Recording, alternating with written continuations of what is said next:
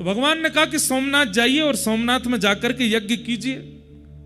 और यज्ञ भी नहीं, भगवान ने वहां पर एक उपदेश देते हुए एक बहुत सुंदर बात कही कि लिखने वाली बात है ये। ठाकुर जी कहते हैं,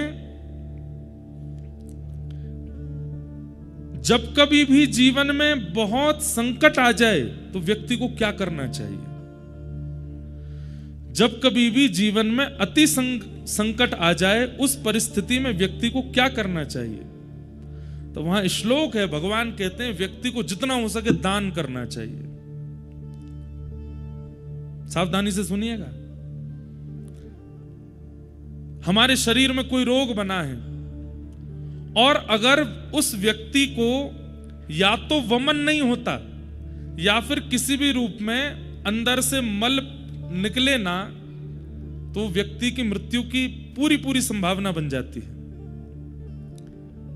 व्यक्ति के अगर मलमूत्र और भीतर की वस्तु बाहर निकलने के रास्ते बंद हो जाए तो कितनी भी दवाई दे दी जाए, डॉक्टर यही प्रयास करेगा कैसे भी करके इनका मल स्वच्छ होना चाहिए, नहीं तो ये मर जाएंगे। ठीक वैसे ही भगवान यहां पर उपदेश देते हैं यदुवंशियों को, और यदुवंशियों से कहते हैं देखो जीवन में अति संकट जब आती है तब क्या करना चाहिए। बोले जितना संग्रहित धन है उसको व्यय करना प्रारंभ करो, दान करो, पुण्य करो, यज्ञ करो, अनुष्ठान करो। व्यक्ति दान पुण्य यज्ञ अनुष्ठान कब करता है? जब सब कुछ व्यवस्थित है, कोई दिक्कत नहीं है, सब बढ़िया चल रहा है, एक नंबर चल रहा है बिजनेस, तब करें, कथा करा लो, यज्ञ कर लो, अनुष्ठान कर लो, ठीक है, तब भी करो। लेकिन यहां भगवान की वाणी है कि संकट जब जीवन में आवे तब प्रयास करो, जेब में जितना रखा उस समय और लगा कि बहुत बड़ा संकट आ गया, क्या करें? दान कर दो। अभी जेब में डालो, कितने हैं निकाल दो, कहीं से लाओ, कुछ दान पुण्य, इतना भी नहीं कि सब खत्म ही कर दो, पर कुछ दान करो। ठाकुर जी कहते हैं दान करते ही आप अनुभव करेंगे कि कुछ कुछ प्रतिशत जो आपका कष्ट है वो घटने लगेगा। क्यों? संग्रहित धन ही कष्ट का कारण बना है, और उसको जैसे ही आप दान करोगे ठीक हो जाता है। तो भगवान ने यदुवंशियों से कहा कि आप सब लोग सोमनाथ चलो, और सोमनाथ में जाकर के हम लोग यज्ञ करेंगे, दान करेंगे, और वहां सोमेश्वर महादेव से प्रार्थना करेंगे जिस प्रकार आपने चंद्रमा के शाप का हरण किया, यदुवंशियों के शाप का भी हरण करो। यदुवंशी सब खुश हो गए, वाह वाह वाह वाह वाह, चलो चलो चलो तैयारी करो। पर दूर बैठे उद्धव भगवान की ओर देख रहे थे, और भगवान की ओर देखते हुए कह रहे थे, बोले नाथ आप ये सब क्या कर रहे हैं, मैं सब समझ रहा हूं। क्यों? अरे द्वारिका में कितनी यदुवंशी हैं पता है? भगवान का कुल कितना बड़ा है? कहते हैं कि द्वारिका जब विराजमान थी उस समय द्वारिका के बच्चों को पढ़ाने के लिए, अनुमान लगाइएगा, 4 करोड़ अध्यापक हैं, और एक अध्यापक के नीचे 40 बच्चे पढ़ते हैं। अब बच्चों से हिसाब लगाओ कितने बच्चे हैं, कितने इनके माता पिता हैं, कितने इनके दादी दादा हैं, उससे अनुमान लगा लीजिए कि यदुवंश कितना बड़ा था। जो समुद्र में डूब चुकी द्वारिका वो छोटी नहीं थी, विशाल थी। इतने बृहद यदुवंश था कि ठाकुर जी को एक दिन चिंता हो गई, और ठाकुर जी एक दिन रुक्मणी जी से बोले मथुरा अच्छा था, व्रज अच्छा था। बोले क्यों? यहां कभी कोई उत्सव ही नहीं होता, कभी कोई मनोरथ ही नहीं होते, कभी कुछ होता ही नहीं है बढ़िया, द्वारिका जब से बनी है। तब एक दिन वसुदेव जी ने कन्हैया से कही, बोले लाला हमारो यदुवंश इतनो बड़ो है, कभी कोई की मृत्यु है जाए, कभी कोई को जन्म है जाए, कभी हम सूतकन में रहे, कभी हम सोबरन में रहे, कब पता चली सूतक दूर भयो तो सोबर है गए, सोबर भयो तो सूतक है गए। अरे 3 सूतक चल रहे हैं एक साथ, क्यों? इतना बड़ा परिवार है। भगवान बोले करता हूं इसका निधान, और भगवान ने सूतक, सोवर, पातक आदि सब लोगों को बुलाया, उनमें शाप भी आया, और सबसे भगवान ने कहा देखो तुम लोग किसके लिए बने हो? लोग किसके लिए बने हैं? मानवों के ऊपर चढ़ने के लिए बने। बोले मानवों के ऊपर ब्रह्मा ने बनाई हुई जो सृष्टि है वहां जाकर के आक्रमण करो। ये भूमि द्वारिका की ब्रह्मा ने नहीं बनाई, ये भूमि तो विश्वकर्मा ने बनाई है। इसलिए यहां आप आकर के विघ्न मत डालो। और उस दिन से द्वारिका में नियम बन गया, किसी की भी मृत्यु होती है, किसी का भी जन्म होता है, तो मृत्यु जिस घर में होती है उन लोगों को सेवा दी जाती है कि भाई तुम लोग 13 दिन का अपना सब कर्म करो, बाकी पूरे नगर में सूतक नहीं लगता और बालक के जन्म होने पर सोवर नहीं लगता। और तब से द्वारिका में उत्सव प्रारंभ हो गए। लेकिन आज जब सब यदुवंशी आए कि शाप लग गया, यदुवंशी जब चले गए तो उद्धव ने यही बात भगवान को याद कराई। बोले आपने ही सबको बुला करके कहा था यहां पर कि ना सूतक लगेगा, ना पातक लगेगा, ना शाप लगेगा, ना आदि आदि। भगवान ने तुरंत उद्धव का मुंह बंद किया, चुप, बोलना नहीं है बात, कोई सुन ना ले। उद्धव बोले मुझे सच सच बताइए, यदुवंशियों को शाप लगा है? ठाकुर जी बोले नहीं लगा। और आप इनको नाव दरिया पार करा करके सौराष्ट्र ले जाएंगे, सोमनाथ, और वहां चरण रखते ही इनको शाप लग जाएगा? ठाकुर जी बोले हाँ। आप शाप लगवाने ले जा रहे हैं, इनको शाप मुक्त कराने नहीं लेके जा रहे हो, क्यों? भगवान बोले उद्धव बल, सुनिएगा, इतनी सुंदर, मैं तो मतलब मुझे कभी कभी ये लग रहा है मैं श्रोता क्यों नहीं हूं, मैं वक्ता क्यों हूं, इतनी अच्छी वाणी है। ठाकुर जी क्या कह रहे हैं? उद्धव बल अगर पराधीन है तो वो वही बल राक्षस बन जाता है। इसलिए बल सदैव किसी के अधीन होना चाहिए। यदुवंशियों में बल है, पर ये धीरे धीरे धीरे धीरे सब पराधीन होते जा रहे हैं, ये मेरे अधीन नहीं है। और एक दिन ऐसा आएगा कि यदुवंशी अपने बल की पराधीनता से पूरी पृथ्वी का भक्षण कर लेंगे, क्योंकि मैं ईश्वर हूं इस बात का अभिमान करते हैं। इस बात की धन्यता नहीं है इनके अंदर कि हम भगवान के वंशज हैं। कितनी अच्छी बात कह रहे हैं ठाकुर जी कि बल चाहे बुद्धि का हो, बल चाहे धन का हो, बल चाहे शरीर का हो, बल चाहे विवेक का हो, वो सदा पराधीन होना चाहिए, दूसरे के अधीन होना चाहिए। अगर आपका बल और उस बल के ऊपर कोई दंड देने वाला नहीं है तो आप अपने बल से राक्षस बन जाओगे। रावण राक्षस कैसे बन गया? बल को नियंत्रित करने वाला ऊपर कोई है नहीं। हिरण्यकश्यप राक्षस कैसे बन गया? कंस राक्षस कैसे बन गया? क्योंकि उस बल को अंकुश लगाने वाला कोई नहीं है ऊपर। और मानव भी, हम आप सब भी राक्षस क्यों बन जाते हैं? जब हम अपने बल का, हमको कोई अंकुश नहीं होता, उस बल के ऊपर कोई पराधीनता नहीं होती।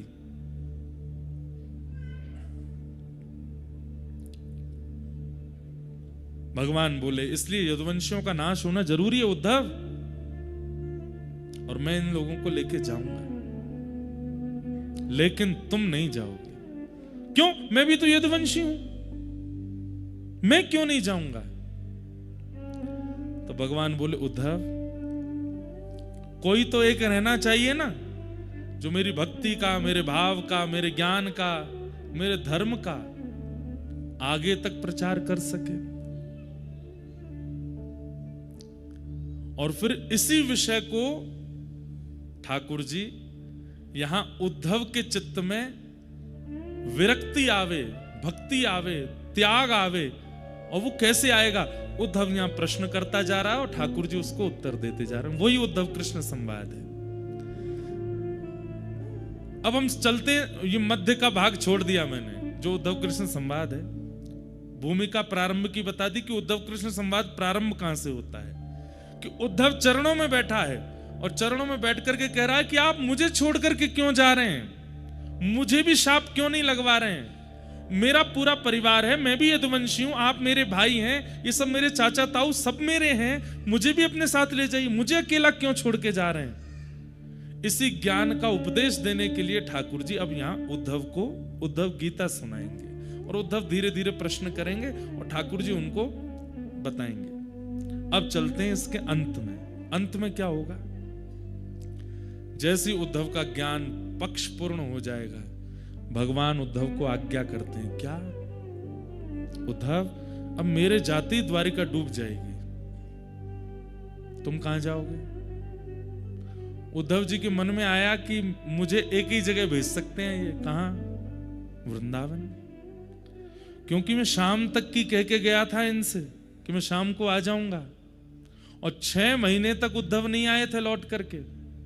और उद्धव जी ने वहां पर झोली फैला करके मांगा भी था, आशा महो चरण रेणुज श्याम हम श्याम वृंदावने किमपि गुलमलतोषधीनाम।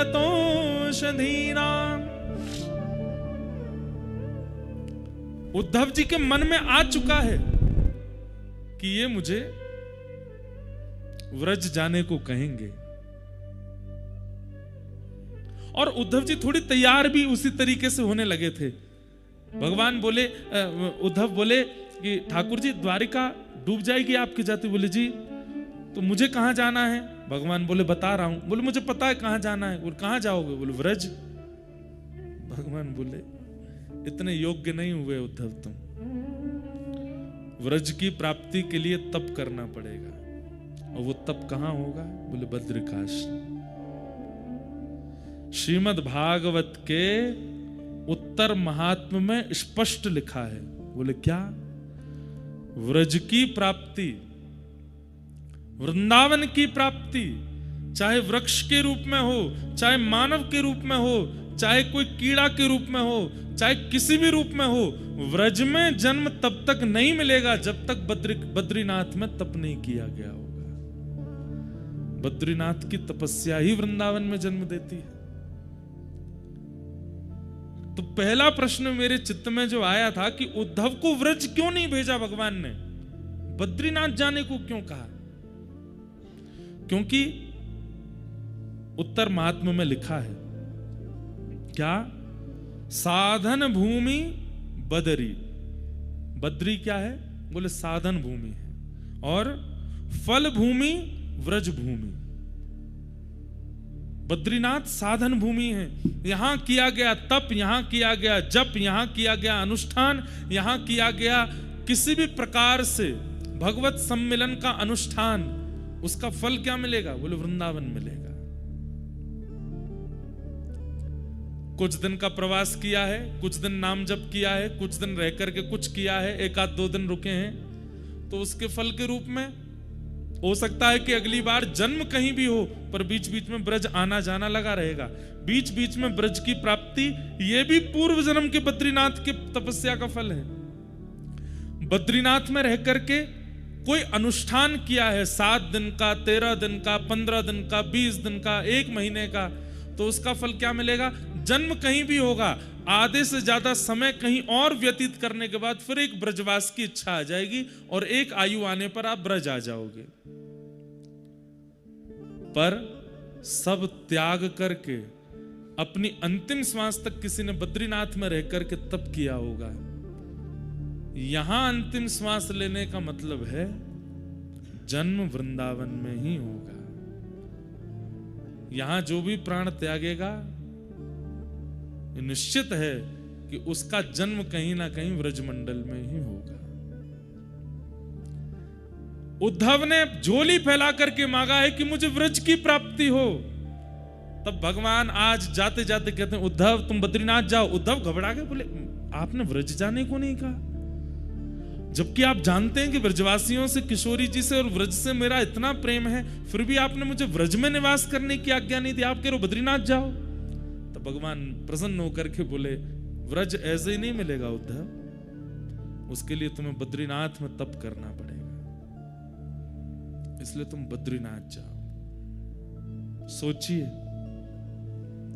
ये बात बोलने में आपको कैसा सुनने में लगा मुझे तो नहीं पता, पर कहते कहते मेरे तो रोंगटे खड़े हुए कि मेरा जन्म व्रज का है और ये मेरे कौन से जन्म के तप का फल है, इसलिए बद्रिकाश्रम इतना प्रिय लगता होगा। और एक और बात, जरूरी नहीं है व्रज में जन्म लेने वाला हर व्यक्ति बद्रीनाथ में तप करके गया होगा, क्योंकि व्रज में जन्म लेकर के व्रज को ही नहीं जानता ऐसा व्यक्ति का व्रज में जन्म लेने का कोई अभिप्राय नहीं। पर व्रज में जन्म लेकर के व्रज की महिमा जाने, रज की महिमा जाने, किशोरी जी की महिमा जाने, ठाकुर जी की महिमा जाने, यमुना जी की महिमा जाने, समझो वो पूर्व से बद्रीनाथ में तप करके आया है, तभी उसको व्रज मिला है। तो यहां एक रात्रि भी आप रुकते हैं, अगले जन्म में कम से कम वो 10 रात्रियों के रूप में व्रज की प्राप्ति होगी। यहां जितना लंबा समय, एक हमारे पंडित जी हैं वो तो 6 महीना धरती पर रहते हैं, मतलब नीचे रहते हैं, और 6 महीने यहां रहते हैं, ऐसा तप करते हैं, और उनको साक्षात शंख चक्र गदा पद्मधारी नारायण के दर्शन हुए इसी बद्रीनाथ में। तो जो पहला प्रश्न मेरे मन में था कि उद्धव को वृंदावन क्यों नहीं भेजा, उसका समाधान आज मिला। क्यों?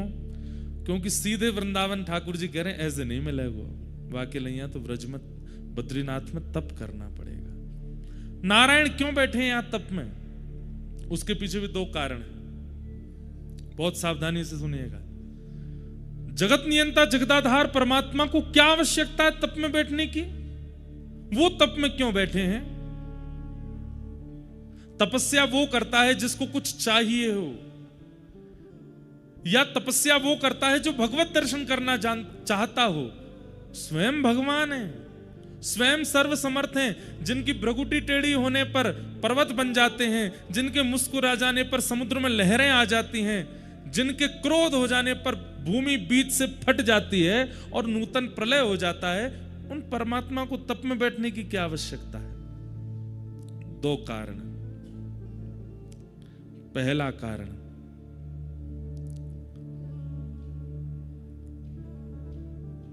कर्म की पत्नी का नाम है तपस्या। क्या? कर्म की पत्नी का नाम क्या है? तपस्या। और कर्म और तपस्या के घर जन्म लेता है फल। कौन जन्म लेता है? फल। आपके और मेरे जीवन में ये तीनों नहीं है, केवल 2 हैं। कौन? कर्म और फल। तपस्या कहां है? और बिना तपस्या के फल का जन्म होगा नहीं। चाहे आप सतयुग में देख लीजिए, चाहे आप त्रेता में देख लीजिए, चाहे आप द्वापर में देख लीजिए, चाहे वो सामान्य मानव हो, ऋषि हो, राक्षस हो, सबको तप करना पड़ता है। हम क्यों नहीं करते? क्योंकि हम सबके नाम से तपस्या बद्रीनाथ भगवान कर रहे हैं। हमें केवल कर्म कर, कर्मण्येवाधिकारस्ते मा फलेषु कदाचन, भगवान गीता में कहते हैं तुम केवल कर्म करो, फल देने की क्षमता मेरी है, फल मैं दूंगा। क्यों? क्योंकि कर्म की पत्नी तपस्या भगवान के पास है। प्राचीन काल में, अन्य युगों में बिना तपस्या किए कर्म का फल नहीं मिलता था, लेकिन कलिकाल में व्यक्ति कर्म करता और उसको फल की प्राप्ति हो जाती है। कैसे? क्योंकि बद्री विशाल भगवान यहां तप कर रहे हैं प्रत्येक मानव के लिए, चाहे वो भारत का है, चाहे वो विदेश का है, पृथ्वी पर जन्मा है तो जन्म लेते ही उसके नाम का संकल्प लेकर के बद्री विशाल भगवान बैठते हैं। तू बस कर्म किए जा, फल की चिंता मत कर, फल मैं दूंगा। क्यों? तपस्या से फल का जन्म होता है और वो तुम्हें भेजता रहूंगा।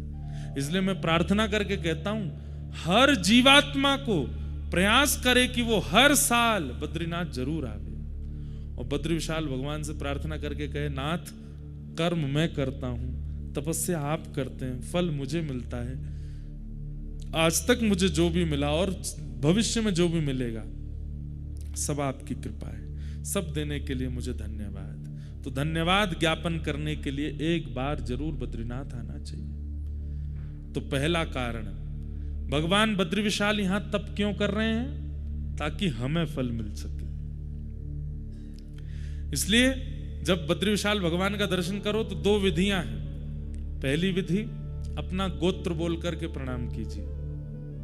आपका नाम गोत्र क्या है? इंद्रेश उपाध्याय भारद्वाज गोत्र उत्पन्नो हम कह करके प्रणाम करो। और यदि आपकी दीक्षा किसी परंपरा में हो चुकी है तो अपने अष्टाचार्यों का, अष्टाचार्य नहीं तो 4 आचार्यों का, 4 नहीं तो कम से कम अपने पूर्व के 2 आचार्यों का। और यदि आचार्यों के नाम ही याद नहीं है तो लक्ष्मीनाथ समारंभाम नाथयामुन मध्यमाम अस्मदाचार्य पर्यंताम वंदे गुरु परंपराम, अपने गुरु का नाम लेकर के प्रणाम करो।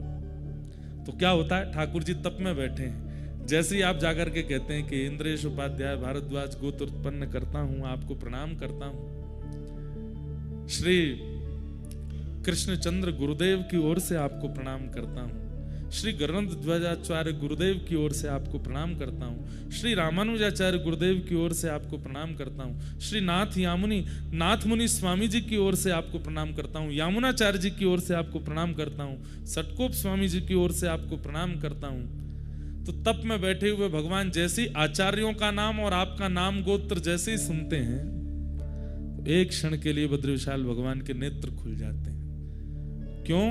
क्योंकि आपका गोत्र वो जानते हैं, क्यों आपके लिए तप कर रहे हैं। जैसे ही आप अपना नाम गोत्र बोलते हैं वे तुरंत नेत्र खोलते हैं, फिर बंद कर, मतलब एक क्षण के लिए कृपा दृष्टि कर देते हैं। तो बद्री विशाल भगवान तप में क्यों बैठे हैं? ताकि हमको हमारे कर्म का फल मिल सके। दूसरा, व्रज में ठाकुर जी का प्रादुर्भाव होता है और उस व्रज की पुनः प्राप्ति ठाकुर जी भी करना चाहते हैं। वैसे तो निरंतर ठाकुर जी वृंदावन में ही रहते हैं, कभी जाते नहीं, लेकिन पुनः जब द्वापर युग आएगा, फिर से चतुर्युगी जब चलेगी, एक मनवंतर पूरा होगा, उसके बाद फिर से नंद यशोदा आएंगे और फिर से ठाकुर जी व्रज में आ सकें, उसके लिए बद्रीनाथ में तप कर रहे हैं कि मुझे वृंदावन प्राप्त हो, मुझे ब्रजवासी प्राप्त हो, श्री जी प्राप्त हो, यमुना जी का तट प्राप्त हो। सोचिए, यहां पर ठाकुर जी भी तप इसलिए करते हैं कि उनको वृंदावन मिले, इसलिए श्री बद्री विशाल भगवान यहां तप में बैठे हैं। हरि हम कब होंगे ब्रजवास, हरि हम कब होंगे ब्रजवास। गाइए, हरि हम कब होंगे ब्रजवास, हरि हम कब होंगे, हरि हम कब होंगे ब्रजवासी, हरि हम कब होंगे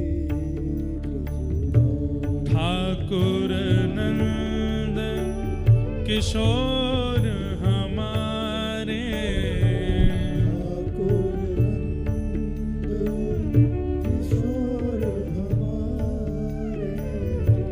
ठाकुर नंद किशोर हमारे, ठाकुर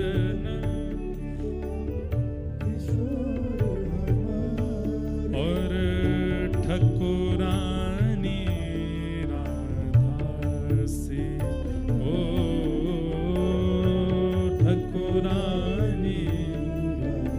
गाइए, हरि हम कब होंगे ब्रजवासी, हरि हम कब होंगे। ये पद तो नित्य बद्री विशाल भगवान के सामने गाने वाला है। नर नारायण पर्वत को सुनाते हुए इस पद का गायन करना है, क्योंकि यही भूमि, पिछली बार मेरी कथा हुई थी तो यहाँ के उस काल के धर्माधिकारी जी आए थे और उन्होंने इतनी सुंदर बात कही कि बीज लगता है बद्रीनाथ में, वृक्ष प्रकट होता है बद्रीनाथ में, लेकिन शाखाएं लंबी लंबी जाती हैं। कुछ द्वारिका की ओर गई, कुछ जगन्नाथपुरी की ओर गई, कुछ दक्षिण की ओर गई, लेकिन जिस शाखा में फल लगता है वो शाखा जाती है ब्रजमंडल की ओर, जिसमें फल लगता है, जिस फल में क्षुधा निवृत्ति की स्थिति भी है, रस भी है, स्वाद भी है, वो फल तो व्रज में जाकर के प्रकट होता है। पर उसका बीज बोया यहीं जाता है। बंधुओं, वृंदावन की पहचान पूरे विश्व को किसने कराई? श्रीमद् भागवत। वो भागवत कहां प्रकट हुए? यहीं, बीज यहीं बोया गया था। लेकिन वो विशाल वृक्ष प्रकट होकर के डाल पहुंची कहां? वृंदावन में। भागवत के सबसे ज्यादा वक्ता कहां है? भागवत के सबसे ज्यादा वक्ता वृंदावन में। भागवत कथा सबसे ज्यादा वृंदावन में। श्रीमद् भागवत जी का पठन पाठन कराने वाले विद्यालय भी सारे वृंदावन में, जबकि भागवत जी का विद्यालय यहां होना चाहिए, ये जन्म स्थान है। नहीं, सब इंटरकनेक्टेड हैं। उद्धव को भगवान आज्ञा करते हैं कि तुम बद्रीनाथ जाओ, और बद्रीनाथ जाने से पूर्व बद्रीनाथ जाने वाली की स्थिति कैसी होती है, वो कैसा बने तब बद्रीनाथ जाए। एक प्रकार वही यहां पर भगवान उद्धव को समझा रहे हैं। वही उद्धव कृष्ण संवाद है। अगर मैं कह दूं तो कोई अतिशयोक्ति नहीं। उद्धव कृष्ण संवाद को यदि किसी व्यक्ति ने सुन लिया तो यह भी हो सकता है कि 6 दिन बाद उसका घर जाने का मन ना हो। एक और विषय आज सुबह जब मैं अध्ययन कर रहा था तो मेरे मन में आया। हमने सूरदास जी का प्रसंग सुना, मीराबाई का प्रसंग सुना, गोस्वामी तुलसीदास जी का प्रसंग सुना, भक्त चरित्र सुने। भक्त चरित्र सुनने के बाद हमने भक्तों की स्थिति का अनुभव किया, लेकिन उस भक्त स्थिति में जाया कैसे जाएगा वो स्वयं भगवान यहां बता रहे हैं उद्धव को। सूरदास कैसे बनोगे, मीराबाई कैसे बनोगे, कृष्णदास कैसे बनोगे, कुम्मनदास कैसे बनोगे, जिन जिन भक्तों का, नरसिंह मेहता कैसे बनोगे, गोस्वामी तुलसीदास कैसे बन सकते हो। उस स्थिति को सुना तो तुमने बहुत है, उस स्थिति का तुमने दर्शन और अनुभव तो बहुत कर लिया, पर उस स्थिति में आने के लिए आवश्यकताएं क्या क्या हैं वो यहां ठाकुर जी बताएंगे। वो उद्धव कृष्ण संवाद है। तो भगवान ने उद्धव को व्रज नहीं भेजा, बद्रीनाथ भेजा। उद्धव कौन है? उद्धव का प्रथम परिचय, वृष्णीनां प्रवरो मंत्री कृष्णस्य दयितस्सखा शिष्यो बृहस्पतिर साक्षात् उद्धवो बुद्धिसत्तमः। वृष्णीनाम प्रवरो मंत्री, यदुवंशियों के प्रबल मंत्री हैं श्री उद्धव जी महाराज।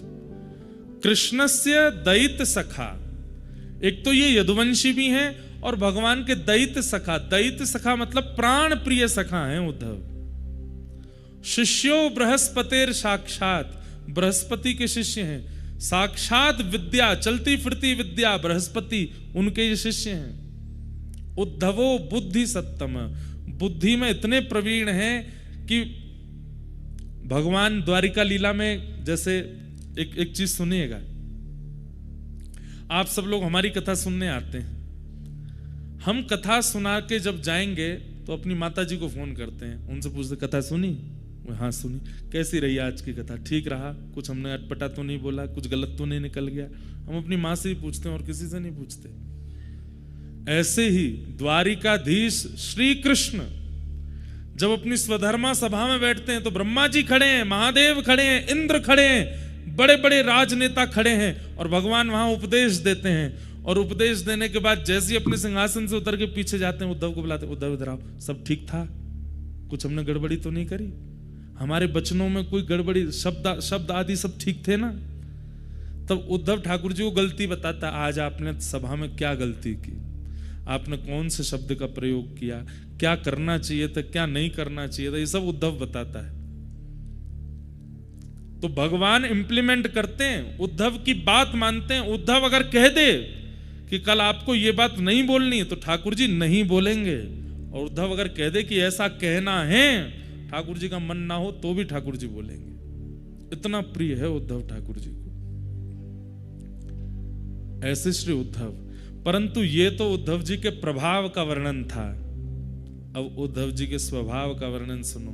उद्धव जी कौन है? महाभागवत। कौन है? महाभागवत। महाभागवत मतलब एक तो होते हैं भागवत और एक होते हैं महाभागवत। बहुत साधारण सी परिभाषा बताऊं, भागवत कौन? भक्तों को ही भागवत कहा जाता है। और महाभागवत तो महाभक्त। तो भक्त में और महाभक्त में अंतर क्या है? बोले जो भक्त ठाकुर जी का स्मरण करते हैं वो भक्त हैं, और जिनका स्मरण ठाकुर जी करते हैं वो महाभक्त है, महाभागवत। उद्धव जी कौन है? महाभागवत। उद्धव जी महाभागवत है। उद्धव को याद भगवान करते हैं। उद्धव सुबह उठते ही स्नान ध्यान जैसे ही कर लेता है, उद्धव पूजा में नहीं बैठता, द्वार खटखटा रहा है, खोलो। उद्धव कहता रुक जाओ, केश काट रहा हूं। अरे जल्दी खोलो। उद्धव केश आदि काट करके अपने वस्त्र आदि पहन के जैसे द्वार खोलता है, भगवान कहते हैं हम आ गए, चलो प्रणाम करो। उद्धव प्रणाम करता है। आपने इतना श्रम क्यों किया?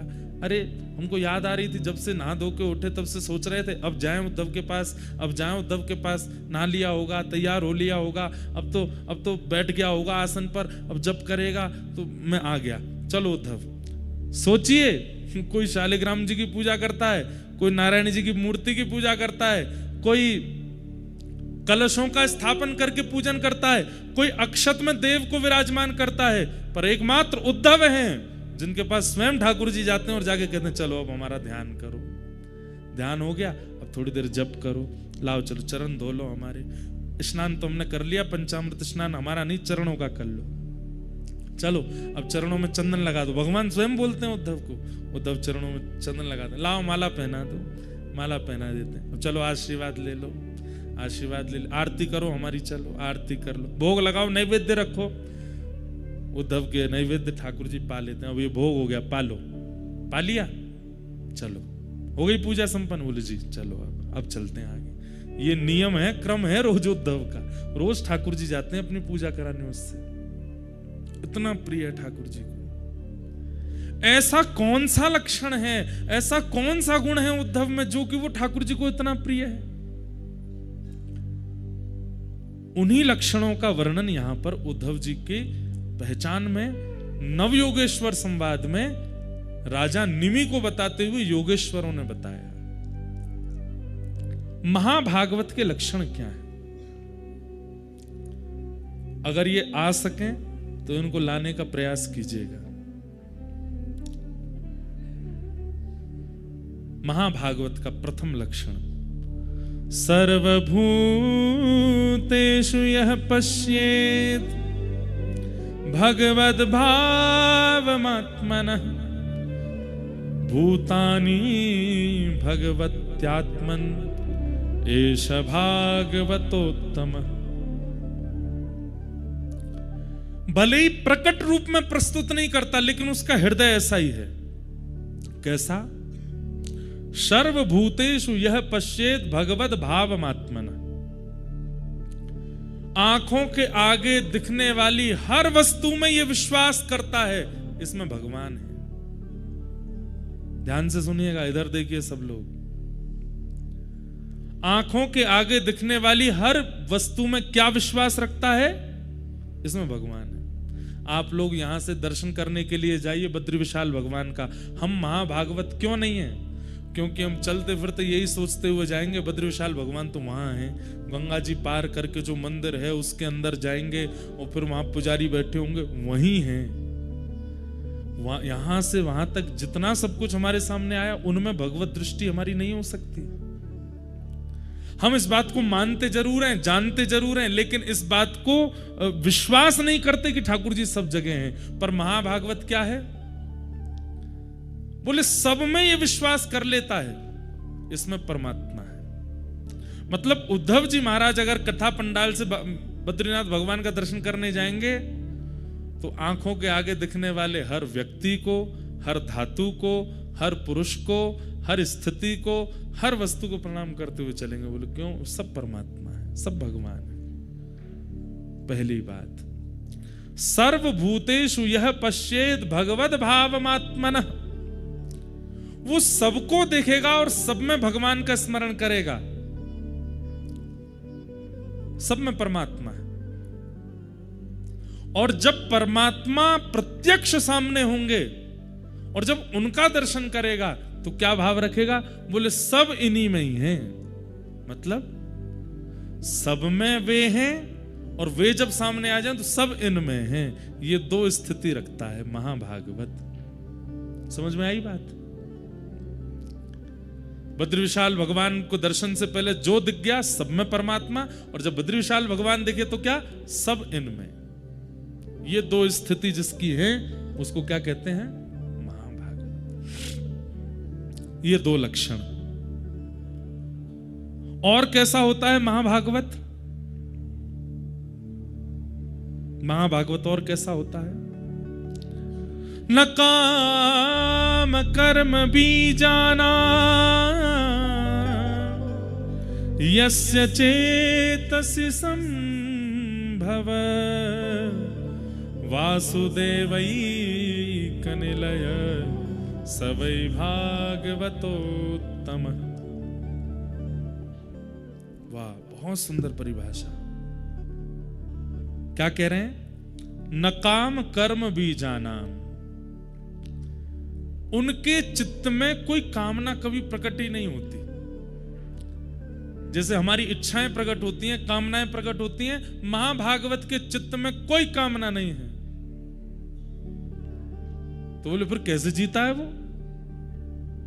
जैसे राखो तैसे रहूं, मैं अपने मन से कुछ नहीं सोचूंगा। मारा गिरधर लाल थारो नचायो नाचू रे, मारा गिरधर लाल थारो नचायो नाचू।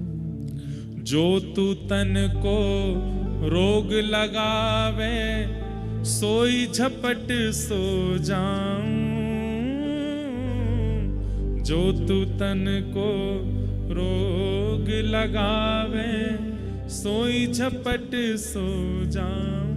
मतलब अगर बुखार आ गया सुनो, करना नहीं आप लोग ऐसा। हाँ, बुखार आ गया तो औषधि भी नहीं लेंगे।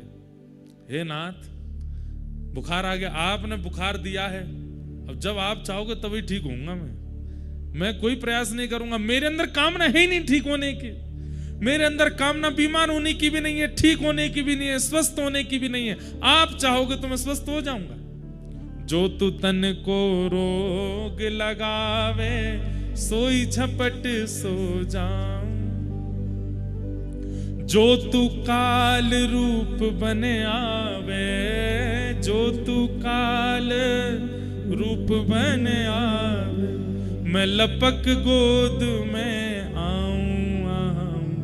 मारा गिरधर लाल थारो नचायो नाचू रे, मारा गिरधर लाल थारो नचायो। अगर ठाकुर जी आप मृत्यु बन करके आ गए, एक सेकंड भी विचार नहीं करूंगा मैं, उसी समय सब छोड़ के आपको अंग से भर लूंगा, कहूंगा नाथ ले चलो अपने साथ। मेरी कोई कामना ही नहीं है।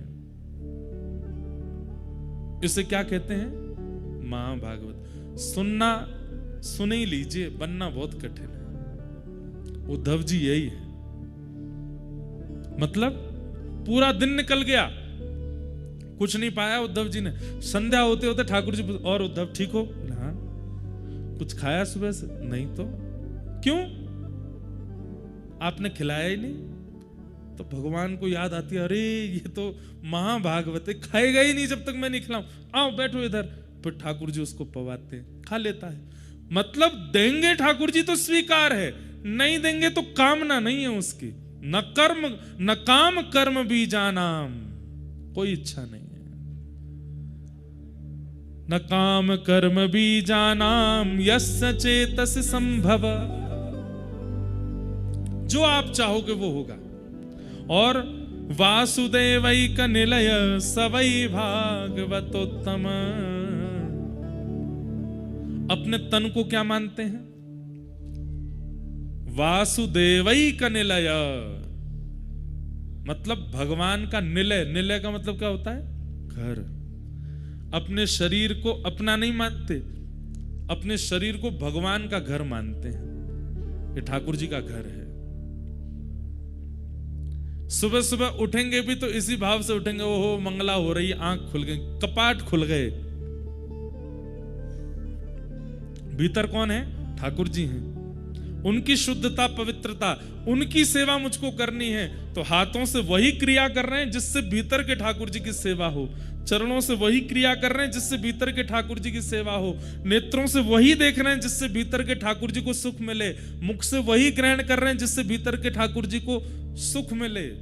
और कुछ भी ऐसी क्रिया नहीं जिसमें अपने सुख का विचार। मतलब अब बद्री विशाल भगवान है, आपको अगर निज सेवा मिल जाए तो आप तो सुख, ठाकुर जी को सुख मिले उसके लिए क्या कर दूं? घी का दिया जलाओ, ठाकुर जी को सोने का छत्र चढ़ाओ, ठाकुर जी को ऐसी पोशाक लगाओ, ठाकुर जी को ऐसा भोग लगाओ, उनके सुख का विचार करके आप सारी सेवा करोगे। ऐसे ही अपने चित्त में ठाकुर जी का भाव रख के, अपने चित्त में ठाकुर जी का विचार करके कि ये ठाकुर जी का घर है, इसमें ठाकुर जी विराजमान है। एक बहुत साल पहले एक पद बनाया था, बहुत कम गाया कथाओं में। तन तो मंदिर है, मन है वृंदावन, तन तो मंदिर है, मन है वृंदावन। ये तन क्या है? बोले तन तो मंदिर है, और इस तन में जो मन है वो मन वृंदावन है। तन तो मंदिर है, मन है वृंदावन, मन के वृंदावन में बसे हैं श्री राधा रमन, मन के वृंदावन में बसे हैं श्री राधा रमन। वासना को छोड़ तू भक्ति पथ पे चल, वासना को छोड़ तू भक्ति पथ पे चल, वासना में क्यों फंसे आरती सजल, वासना मिटे नहीं आत्मा मरे नहीं, तन का हो निधन, मन के वृंदावन में बसेंगे श्री राधा रमन। तन तो मंदिर है, मन है वृंदावन, मन के वृंदावन में बसे हैं श्री राधा रमन। ये उत्तम भागवत की भावना है। तन तो मंदिर है, और इस तन में मन क्या है? बोले मन है वृंदावन, और मन के वृंदावन में कौन बसे हैं? बोले श्री राधा रमन। जिस दिन इस बात को केवल बोलेंगे नहीं, सोचेंगे नहीं, विश्वास कर लेंगे, इस तन से ऐसी कोई क्रिया हो ही नहीं सकती जिससे पाप लगे। हम इस तन से पाप करते तब हैं जब इसको अपना मानते हैं और इस पर अपना अधिकार रखते हैं, परंतु ये तन ठाकुर जी का है और इसमें आवास ठाकुर जी का है, ये भावना करके जब इस तन से क्रियाएं की जाती हैं कोई पाप नहीं होता। हाँ। तो महाभागवत का दूसरा लक्षण क्या है? न काम कर्म भी जाना। हम आपसे फिर कह रहे हैं ये कथा दोबारा नहीं होगी, सुन लीजिए, और ये कथा और कहीं होगी भी नहीं, बद्रीनाथ में ही हो सकती है। न काम कर्म भी जाना यस्य चेतसि संभव। अपने चित्त में कोई कामना नहीं है, अपनी कोई इच्छा नहीं है। प्रहलाद जी महाराज को हिरण्यकश्यप कहते हैं जाओ इसको पर्वत से फेंक दो, तो प्रहलाद जी महाराज की इसमें सफाई नहीं देते। प्रहलाद जी की पिताजी मेरे साथ ऐसा क्यों कर रहे हो, मैंने क्या अपराध किया, क्या गलत किया? नहीं, पिता ने कह दिया पर्वत से फेंकना है, तो प्रहलाद जी पहले ही तैयार हो गए, ले चलिए पर्वत पे फेंक दीजिए मुझे, होलिका दहन के लिए चिता पे बैठाना, पहले ही बैठ गए। प्रहलाद जी बस इतना बोले, पिताजी मैं तो ठीक है मुझे बैठा दीजिए, पर बुआ को मत बैठाओ आप। क्यों? मैं तो बच जाऊंगा, ये नहीं बचेंगे। प्रहलाद जी की अपनी कोई इच्छा नहीं है, वो सब ठाकुर जी पर अर्पित करके रहते हैं। ये महाभागवत का लक्षण। मीराबाई अपनी इच्छा से नहीं। मैं अभी मीरा चरित्र कह रहा था चंडीगढ़ में, तो वहां पर भी मैंने एक भाव प्रस्तुत किया कि मीराबाई ने मेवाड़ का त्याग तब तक नहीं किया जब तक गोस्वामी तुलसीदास जी की आज्ञा नहीं हो गई। गोस्वामी जी ने जब आज्ञा की, तजियता ही कोटि वैर सम यद्यपि परम स्नेही जाके ही न राम वै देही, तब उन्होंने राम जी की ही आज्ञा मानी कि राम जी आज्ञा कर रहे हैं, छोड़ के चली गई। अपनी इच्छा से कुछ नहीं किया। अपनी स्वेच्छा अगर मीराबाई ने कभी प्रकट की तो वो करी कब? अपने अंतिम दिन, जो मीराबाई का अंतिम दिन था पृथ्वी पर, बस उस दिन मीराबाई ने अपनी इच्छा प्रकट की। प्रीतम ज्यों जानो सुध लीजो, मीरा के प्रभु गिरधर नागर मिल बिछुरण मत दीजो। बस ये इच्छा प्रकट करती है मीराबाई कि अब नाथ मिल गए हो, अब मुझसे बिछड़ो मत। बस इसके अलावा कोई इच्छा मीराबाई ने भी कभी प्रकट नहीं की। महाभागवत है ही वो जो इच्छाओं में रहता ही ना हो। तो महाभागवत का दूसरा लक्षण क्या है कि वो कोई इच्छा नहीं प्रकट करता। तीसरा लक्षण क्या है? वो शरीर को भगवान का ही घर मानता है। इस शरीर में ठाकुर जी विराजमान हैं, तो इस शरीर से वही क्रिया हो जो मंदिर की होती है, और कोई क्रिया इस शरीर से नहीं। महाभागवत का चौथा लक्षण क्या है? न यस्य, ये हम किसके लक्षण बता रहे हैं? महाभागवत। महाभागवत कौन है? कौन है? उद्धव जी। द्वादश महाभागवतम 12 हैं, 12 में से एक उद्धव जी। उनका लक्षण क्या है? न यस्य जन्म कर्माभ्याम न वर्णाश्रम जातिभिः सज्जतेऽस्मिन् अहं भावो देहे वै सहरे प्रिय। बहुत सुंदर। न यस्य जन्म कर्माभ्याम न वर्णाश्रम जातिभिः, ना तो वे कभी अपने जन्म की शिकायत या फिर जन्म का अभिमान करते हैं। छोटे कुल में जन्मे तो इस बात का उनको कोई कष्ट नहीं होता, उच्च कुल में जन्मे तो इसका अभिमान नहीं होता।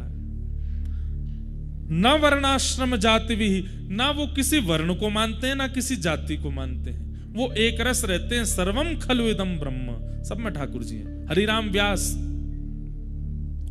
हरिराम व्यास जी नाम सुना है? जुगल किशोर को लाड़ लड़ायो, नवल कुंज ही अमाहि, कुंजन कुंजन की रज धारे, हरि व्यास युगल यश गाय। वृंदावन प्यारो वृंदावन, श्री वृंदावन। वही हरिराम व्यास। उन हरिराम व्यास जी की चरित्र में आता है, बहुत सुंदर पद है कि सब छोड़ करके ओरछा से वृंदावन आ गए, तो उनके परिवार के लोग उनको ढूंढते ढूंढते आए वृंदावन। और जैसे ही वृंदावन आए तो हरिराम व्यास जी तो घबरा गए, बोले मुझे घर वर नहीं जाना, अब मैं तो यहीं रहूंगा। लेकिन परिवार के लोग माने नहीं। तो हरिराम व्यास जी बोले, परिवार कब तक हमको हमारे पीछे पड़ रहा है? जब तक इनको ये लग रहा है कि मैं इनके लायक हूं। जैसे इनको ये पता चलेगा कि मैं इनके किसी काम का नहीं हूं, ये अपने आप छोड़ के चले जाएंगे मुझे। उसके लिए क्या करना पड़ेगा? तो पागलों की सी हरकत करने लगे हरिराम व्यास जी। और कैसे रहने लगे वृंदावन में? मुख पर कालीत पोत के काजल लगा लिया पूरे मुंह पे, यहाँ पे मोर पंख फंसा लिया कान के ऊपर, और महाराज डोल रहे हैं ऐसे ही डोलते डोलते। घर वाले लोग इधर उधर पूछें हरिराम व्यास कहाँ हैं, हमारे परिवार के वो बड़े हैं, वो कहाँ हैं कहाँ हैं। किसी ने कहा दो वो घूम रहे हरिराम व्यास जी। जैसे ही देखा तो ये तो काजल लगाए घूम रहे मुंह पे। अजीब सी स्थिति। घर वाले बोले ये कैसे कालीत लगाए घूम रहे हैं। तो किसी ने जाके कहा कि व्यास जी मुंह पे काजल लगाए क्या घूम रहे हो। तो हरिराम व्यास जी बोले जिसको व्रज छोड़ने की स्थिति आ जाए उसको तो मुंह काला ही कर लेना चाहिए। हम यहां व्रज रहने के लिए आए पर ये हमारे परिवार वाले पीछा नहीं छोड़ रहे हैं, हमको वापस ले जा करके मानेंगे। तो अगर वृंदावन से जाने की स्थिति बन जाए तो मुंह तो काला कर लेना ही चाहिए। ये सबसे बड़ी अपमान की बात है हमारे देह के लिए कि वृंदावन प्राप्त होकर के भी छोड़ना पड़ रहा है। घर वाले लोग बोले भैया ये तो बड़ी पागलों की सी स्थिति करते हैं। चले गए। कुछ दिन बाद फिर लौट के आए तो किसी ने बताया बोले व्यास जी आपके घर वाले फिर आ गए। तो हरिराम व्यास जी फिर एक हरकत करने लगे। क्या करें, आंखों के आगे दिखने वाले हर पेड़ को अपने हृदय से चाचा जी कैसे हो, दूसरे पेड़ को हृदय, अरे मेरे ताऊ जी तुमने ही तो सर्वस्व दिया, अरे तुम तो मेरी बहन हो। मतलब वृंदावन के रूख हमारे माता पिता गुरु बंधु। बोले मेरे असली परिवार तो यही है। परिवार के किसी ने कहा कैसे हो गए असली परिवार। बोले क्यों, धूप पड़ती है तुम छाया नहीं दे सकते, लेंटर लगवाना पड़ता पैसा खर्च करके, पर धूप पड़ती है छाया देते हैं। ये मेरे ताऊ जी हैं। ऐसे बड़े बुजुर्ग घर में होने चाहिए जो ऊपर छाया दें। ये मेरी बहन है। बोले क्यों, भूख लगती है मुझे भोजन देती है, फल देती है। वृंदावन के रूख हमारे माता पिता गुरु बंधु। इस प्रकार पूरे वृंदावन में घूमने लगे। अब तो महाराज घर वाले लोगों को लगा बोले ये तो पूर्ण रूपेण पागल हो गए, थोड़े बहुत भी नहीं, हमारे किसी काम के नहीं है।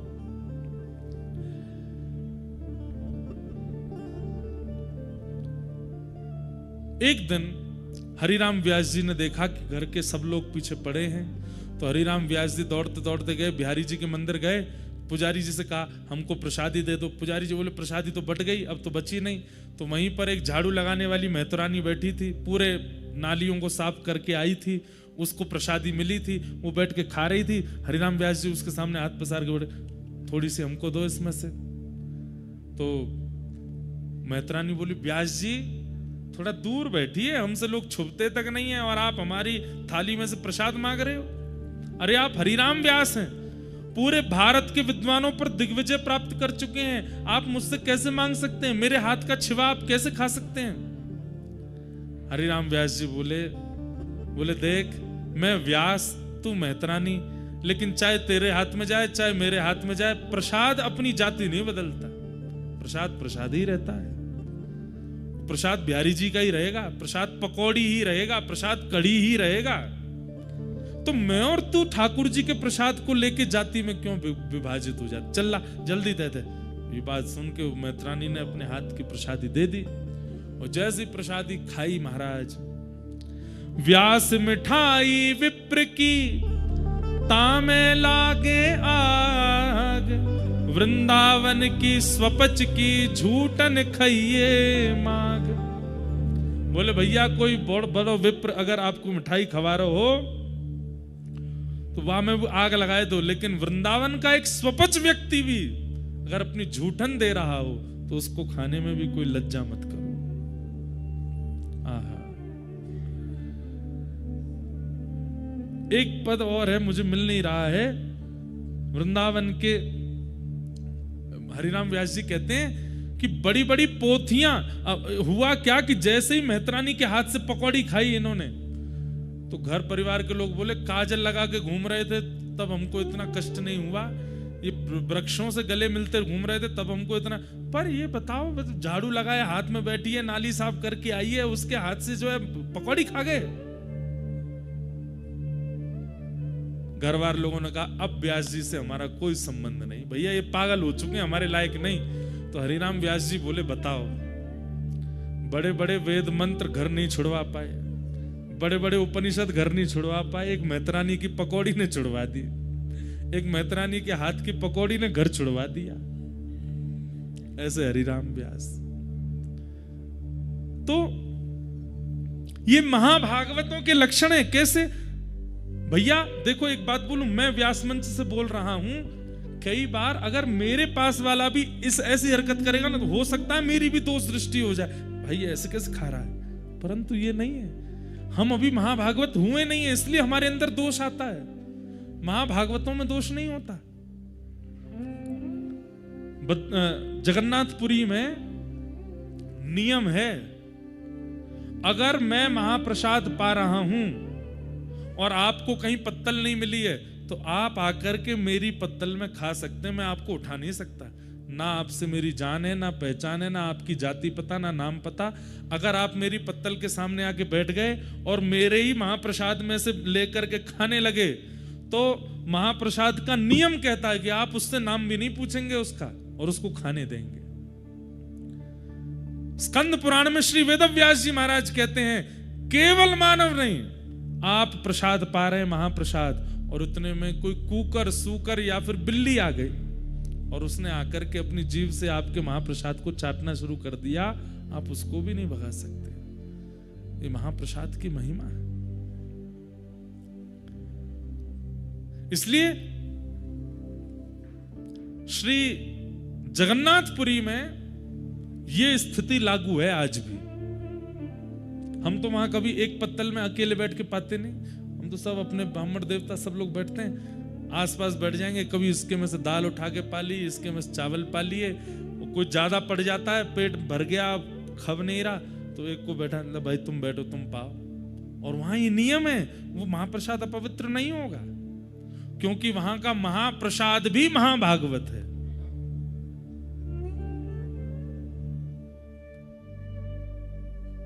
भाई मानव हो तो जातियों में रहना पड़ेगा, लेकिन महाभागवत हो गए हो तो अपने आप सब निकल जाएगा चित्त से। पर बिना महाभागवत हुए भी अगर आज जाति आदियों के ये सब नियम नहीं मान्य, तो फिर उसमें भी दोष लगेगा। चित्त में महाभागवत स्थिति होनी चाहिए। न यस्य जन्म कर्माभ्याम न वर्णाश्रम जात भी सज्जतेस्मिन् अहम भावो देहे वही सहरि प्रिय। जिसका चित्त इस प्रकार का निर्माण हो चुका है और इस प्रकार के नियमों से जो व्यक्ति रहता है, सहरि प्रिय, वो हरि को प्रिय है, ठाकुर जी को प्रिय है। और हरि प्रिय जो वही तो महाभागवत है। महाभागवत का छठवां लक्षण क्या है? न यस्य स्वपर इति वित्ते स्वात्मनि वाभिदा सर्वभूत समः शांत स वै भागवतोत्तम। न यस्य स्व पर इति, ये मेरा है, ये तेरा है, ये तेरा है, ये उसका है, ये इसका है, ये भावना है नहीं। सवई भूमि गोपाल की, सब ठाकुर जी का है। ये चित्त में जिसकी स्थिति रहती है वो महाभागवत है। सवई भूमि गोपाल की, सब ठाकुर जी का है। मैं भी ठाकुर जी का हूं, आप भी ठाकुर जी को हो, ये सब स्थितियां ठाकुर जी की हैं। न मेरा, न तेरा, न स्व पर इति, इस भाव में जो रहता है वो भगवान को अति प्रिय है। हाँ, कई लोग ऐसा होता है कि इस भाव को चित्त में धारण करके फिर लड़ने और पहुंच जाते हैं। सब भगवान का है, तुम कैसे अधिकार जमा सकते हो? सारी भूमि भगवान की है, पर्वत भगवान के हैं, नदियां भगवान की हैं, कथा भगवान की है, तुम कैसे अधिकार? ये भी महाभागवत का लक्षण नहीं है। मैंने कहा ना, वो अपनी प्रकट स्थिति में उस भाव को प्रकट नहीं करेगा, पर चित्त से ऐसा ही है जो मैंने बताया।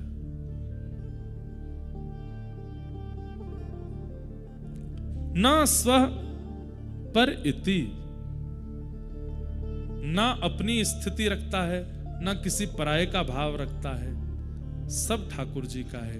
इस भाव में जो रहे वो महाभागवत है। और महाभागवत का मतलब क्या है? जिनका सुमिरन हरि करें। एक कथा हो रही थी और उसमें एक संत प्रवर हुए हमारे राष्ट्र में, उनका नाम था मामा श्री प्रयागदास जी, ये श्री सीता जी को अपना बहन मानते थे। इनकी कोई बहन नहीं थी। बाल्यकाल में इनका एक मित्र एक दिन कहीं जा रहा था। इन्होंने मित्र से पूछा, कहाँ जा रहे हो? बोले, मैं अपनी बहन के पास जा रहा हूँ। बोले, बहन क्या होती है? बोले कि मैं एक ही माता पिता के एक मैं पुत्र हूँ, एक मेरी बहन भी है। अच्छा, तो मेरी बहन कौन है? बोले, अपने माता पिता से पूछो। अपने माता पिता के पास जाकर के रोने लगे, मेरी बहन कौन है, मेरी बहन। अब इनकी बहन तो थी नहीं, तो माता जी ने कह दिया, सिया जी तेरी बहन है। तो मामा प्रयागदास जी बोले, सिया जी कहाँ हैं? बोले, उनकी शादी हो गई। तो कहाँ रहती हैं? बोले, अयोध्या जी में रहती हैं। अच्छा, मेरे जीजा जी कौन है? बोले, जीजा जी तुम्हारे राम जी। इतना अखंड विश्वास कर लिया इस बात पर, अब तो मां के पीछे पड़ गए, मैं बहन के घर जाऊंगा। तो बोले, चला जा अयोध्या। बोले, बहन के घर खाली हाथ नहीं जाते, खीर बना के दो। मैया से खीर बनवा के ले गए और अयोध्या में जाकर के सबसे ये नहीं पूछे सिया जी कहाँ हैं? बोले, मेरी बहन कहाँ है? अब सब लोग बोले, तुम्हारी बहन हमको क्या पता कहाँ है? कोई नाम पता है? वो नाम पता तो नहीं, बस बहन का नाम, जीजा जी का नाम पता। बोले, क्या नाम है? बोले, बहन है सीता जी, जीजा जी है राम जी। संत जनों के नेत्र सजल हो जाते। वाह, अच्छा तुम्हारी बहन है? बोले, हाँ, मेरी माँ ने कहा उनका ब्याह हो गया, मेरे को याद ही नहीं वो कैसी दिखती हैं, मैं देखने आया हूं उनको।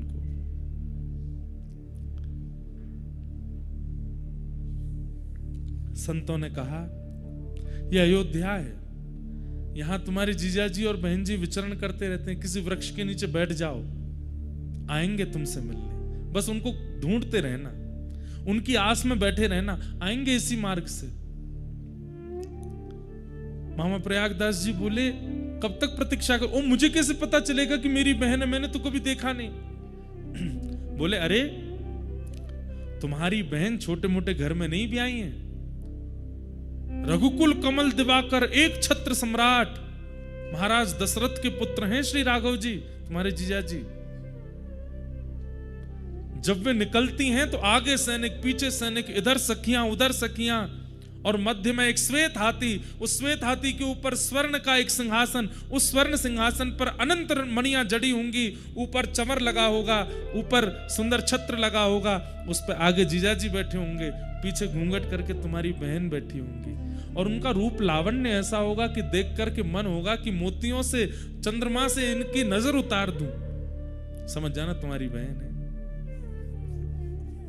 मामा प्रयागदास जी बैठ गए, प्रतीक्षा कर रहे हैं कहीं से श्वेत हाथी आएगा। करते करते एक दिन व्यतीत हो गया, नहीं आई सिया जी।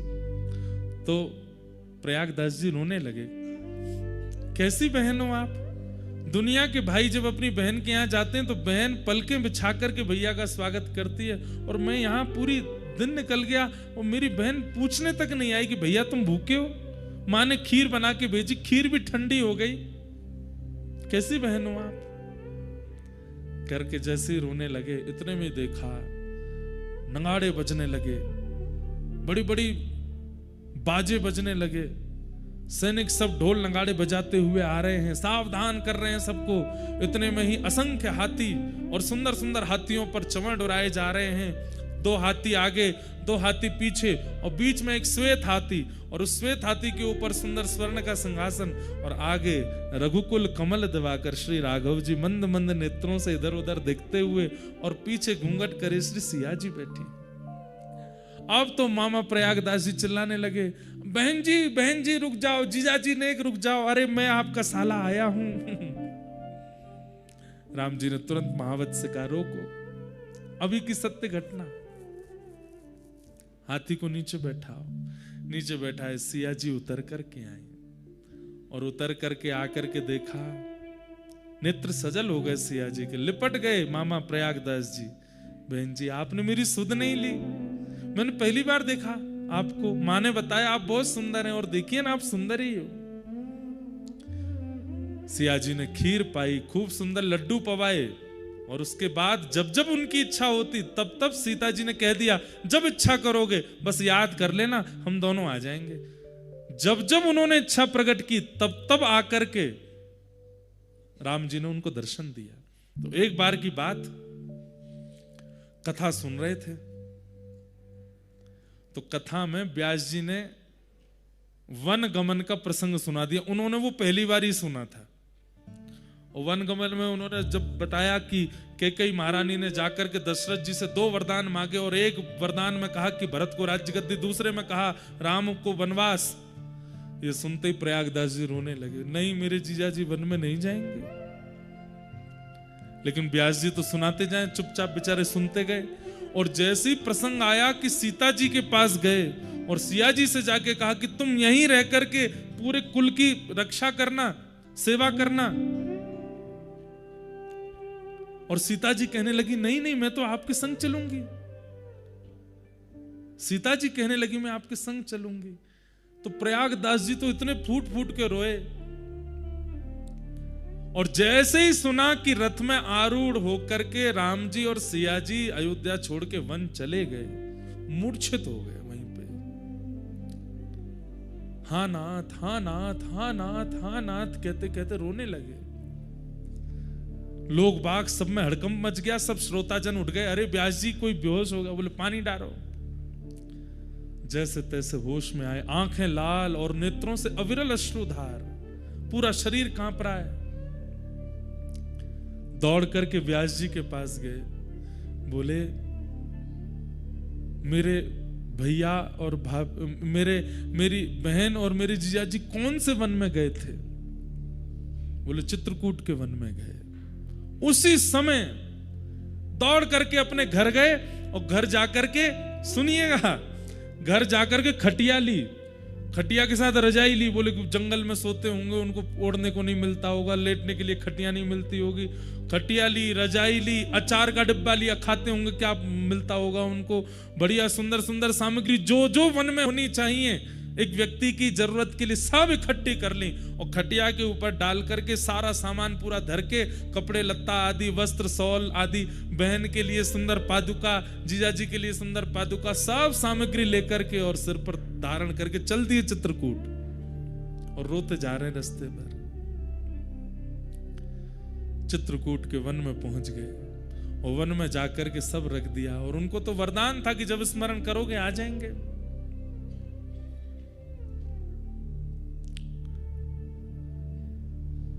स्मरण किया, कहां है बहन जी, कहां हो? हे सीता बहिना कहां हो? हे राघव जीजा जी कहां हो? हे हमारे पहुना आप कहां हो? ऐसे चीख चीख के पुकारने लगे। इतने में ही सीता जी बोली, अरे देखो प्रयागदास जी ने कहीं से हमारा वनवास सुन लिया है, अभी जाके वन में ढूंढ रहे हैं। सीता जी इतने में प्रकट हो गई, राम जी प्रकट हो गए, तुरंत चरणों में लिपट गए। बोले कि अरे आप तो कृपा करो, आप वन में क्या कर रहे हैं, आप वन में क्यों घूम रहे हैं? सिया जी बोली नहीं नहीं नहीं, वो 14 वर्ष का वनवास हुआ था, पर 14 मिनट ही हम लोग वन में रहे, उसके बाद दशरथ जी हमको वापस ले आए और फिर जनक जी भी ले आए और सब ला करके हमको राजमहल में बिठा दिया। अब वनवास नहीं है, वो तो हो गया पूरा, 14 मिनट के लिए गए थे भैया, कर करा के आ गए वापस, आप चिंता मत करो बिल्कुल भी। प्रयागदास जी बोले मैं तो आपके लिए खटिया लेके आया, रजाई लेके आया, सब सामान लेकर के आया कि आप कहीं वन में होंगे आपको कष्ट नहीं हो। वो नहीं नहीं हमारा तो वनवास पूरा हो गया, अब आप प्रेम से खटिया लाए हो, इस पर पड़ जाओ, प्रेम से आनंद करो, कोई चिंता की बात नहीं है, हम राजभवन में सुख ले रही हैं। बस ये सुनते ही प्रयागदास जी नाचने लगे। बोले मेरी बहन सुख में है ना, कोई कष्ट तो नहीं? राम जी को बोले बिल्कुल कष्ट नहीं देना इनको। राम जी बोले बिल्कुल नहीं देंगे, चिंता मत करो। महाराज एक पेड़ के नीचे खटिया बिछा ली। उसी दिन जब ये सुन लिया कि सिया जी सुखी हैं, उस दिन के बाद अपनी अंतिम श्वास तक प्रयागदास जी ने भजन ही नहीं किया, पड़े रहते बस। कोई आगे कहता भजन कर लो, बोले क्या करना, हमारी बहन सुखी है, अब क्यों भजन करना? बहन को कष्ट होता, किसी प्रकार की कोई पीड़ा होती तो उसके लिए भजन करते। हमारी बहन तो आगे बता के कहीं बहुत प्रसन्न है, वो तो कनक भवन में विराजती हैं, आनंद से रहती हैं। पेड़ के नीचे खाट बिछी है, खाट के नीचे सरवा, प्रयागदास अलमस्ता सोवे, राम लला को सरवा। हम तो अलमस्त आनंद ले रहे हैं, यहाँ पे सुख ले रहे हैं, हमको कुछ करने की आवश्यकता नहीं। ये महाभागवत है। हम यहाँ आपको कितना व्रज से ठाकुर जी छोड़ के चले गए, कितनी कथा सुना देते, कुछ होता है? कुछ नहीं होता। यशोदा मैया व्याकुल हो गई, लाला मत जावे, हमें छोड़ के मत जावे। हम लोग सुन के रो जाएंगे, इससे ज्यादा कुछ नहीं होगा। पर प्रयागदास जी तो व्याकुल हो गए। ये स्थिति किसकी हो सकती है? ये महाभागवत की हो सकती है। और महाभागवत कौन? जो हरि को स्मरण करे, नहीं, जिसका सुमिरन हरि करे, वो महाभागवत। और उनकी स्थिति क्या बताई गई यहां पर? नयस्य स्व पर इति, जो अपने पराये का भेद नहीं रखता। सब ठाकुर जी का है, सब स्थिति ठाकुर जी की है, सब भाव ठाकुर जी के हैं, सब कथा ठाकुर जी की है। ऐसे महाभागवत हैं कौन? श्री उद्धव जी महाराज। वो उद्धव यहां पर विराजमान है। महाभागवतों के लक्षण, ऐसे महाभागवत हैं श्री उद्धव जी। तो ऐसे उद्धव जी को भगवान ने बद्रिकाश्रम भेजा है। अब यदुवंशियों को शाप लग चुका है। यहां से कथा सुनिए। हम थोड़ा सा उद्धव कृष्ण संवाद में प्रवेश करके फिर आज के प्रसंग को विराम देंगे। यदुवंशियों को शाप लग चुका है। और आपको जानकर के आश्चर्य होगा कि यदुवंशियों को शाप किस दिन लगा? जन्माष्टमी के दिन। ठाकुर जी का जन्मदिन था उस दिन। और पूरे देवी देवता सब भगवान को प्रणाम करने के लिए आए थे। भगवान को प्रणाम करते हुए सब देवताओं ने भगवान को वंदन किया। नतास्मते नाथ पदारविंदम बुद्धिन्द्रिय प्राण मनोवचो भी यद्यत्यतेऽन्तर्हृदि भावयुक्ते मुमुक्षुभिः कर्मयोरुपपाशा। देवताओं ने आकर के भगवान को प्रणाम किया।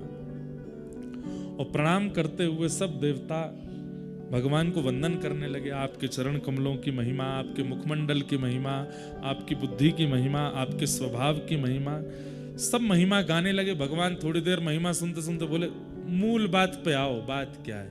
इतना महिमा मंडन क्यों कर रहे हो? सब देवताओं ने कहा, भगवान भूमेर भारावताराय पुरो विज्ञापितः प्रभो।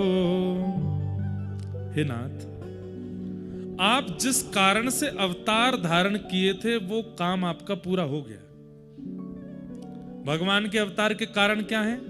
पहला कारण धर्म संस्थापनार्थाय, धर्म की स्थापना। दूसरा कारण क्या है? वैष्णव संत और भक्तों को दर्शन, वो भी पूर्ण हो गया। तीसरा कारण क्या है? राक्षस दुष्ट और दैत्यों का वध। ये भगवान का कारण है आगमन का। देवताओं ने जाकर के कहा कि नाथ, आपका अब कारण पूरा हो चुका है, अब आप वापस वैकुंठ चलो, अपनी लीला पूरी कर दीजिए। और आज तो यदुवंशियों को शाप भी लग गया है। अब नाथ, आपको वापस चलना चाहिए। देवताओं की बात सुनकर के भगवान थोड़े गंभीर हो गए और गंभीर होकर के बोले, मैं अगर चला गया तो मेरे भक्त कहां जाएंगे? मैं अगर चला गया तो मेरे आश्रय में जीने वाले ये सब लोगों का कल्याण कैसे होगा? मैं अगर चला गया तो इस पृथ्वी की रक्षा कौन करेगा? धर्म की स्थापना जो मैंने करी है वो कैसे पूर्ण होगी? तब देवता जन भगवान से कह रहे हैं कि हे नाथ, आपने जितने भी लीलाएं की हैं उन लीलाओं का श्रवण, कथन, पठन और विचार अब यही मानवों का कल्याण करेगा। आपकी उपस्थिति आवश्यक नहीं है अब मानव कल्याण के लिए। आपकी लीला का अनुसरण और आपकी लीला का चिंतन, कथा का श्रवण, उसी से ही मानव का कल्याण हो जाएगा। कृपा करके अब तो आप चलिए।